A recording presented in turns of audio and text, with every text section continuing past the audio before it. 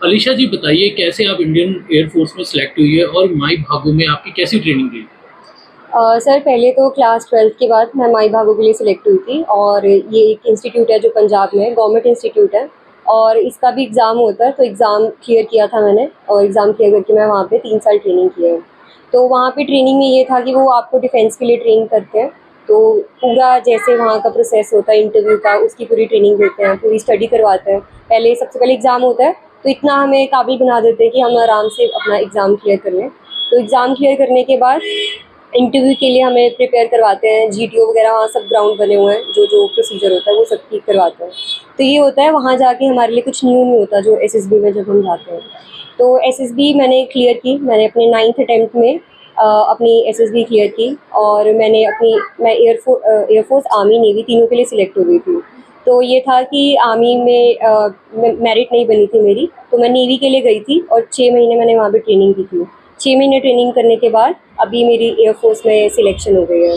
तो ये था, मैंने उसका भी एग्ज़ाम दिया था, क्लियर करने के बाद एसएसबी दी, तो क्लियर हो गई वो। आपके साथ दो और लड़कियां भी सिलेक्ट हुई हैं, तो इस दौरान कैसी चुनौती आपको देखनी पड़ी? अ, ये था कि हमारा, जैसे अभी बताया मैंने, मेरा 9th अटेम्प्ट चल रहा था।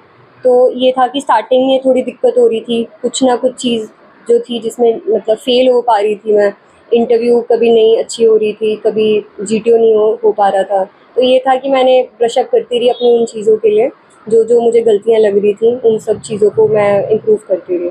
तो इससे तो क्या ये आपका ड्रीम था कि आपको बाद में हुआ कि नहीं मुझे इंडियन फोर्स में जाना चाहिए? सर शुरू से इंडियन एयरफोर्स ही ड्रीम था, बट ये था कि उस टाइम पे मेरी इंडियन नेवी में सिलेक्शन हो गई थी और सिर्फ 6 महीने का ही गैप था। तो कुछ ना मिलने से अच्छा तो ये होता है कुछ मिल जाए। तो उस टाइम पे यही था कि इंडियन नेवी के लिए चली जाती हूँ और 5 महीने की मेरी अभी ट्रेनिंग हो गई है, तो अभी मेरे पास मौका है स्विच करने का, तो इसीलिए मैंने अभी स्विच कर लिया टू इंडियन एयरफोर्स। क्यों देश के लिए आप क्योंकि ड्यूटी भी करोगे तो इस दौरान कई जो फिल्में भी बन चुकी हैं दिखाया भी जाता है, तो कहीं डर तो नहीं लगा? नहीं सर, डर तो नहीं लगा। इस चीज़ का तो बिल्कुल डर नहीं है कि थोड़ा मुश्किल होगा तभी थोड़ा फिर मज़ा भी आएगा, थ्रिल भी होगा। क्या लगता है कि कर पाओगे आप आगे कुछ ऐसा? सर मेरी स्ट्रगल इतनी रही है कि मुझे लगता है कि अगर वो स्ट्रगल को फेस कर सकती हूँ, यहाँ तक पहुँच सकती हूँ, तो आगे भी कर ही लूँगी।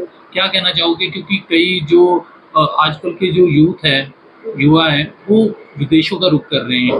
वो कह रहे हैं कि सरकारी नौकरियां नहीं है यहाँ पर और कई तरह के यहाँ पे और भी उनको झिझक देखनी पड़ रही है। तो उनके लिए कहना है। सर शुरू से एक चीज़ थी दिमाग में कि कुछ भी हो जाए सक्सेसफुल यहीं पे होना है।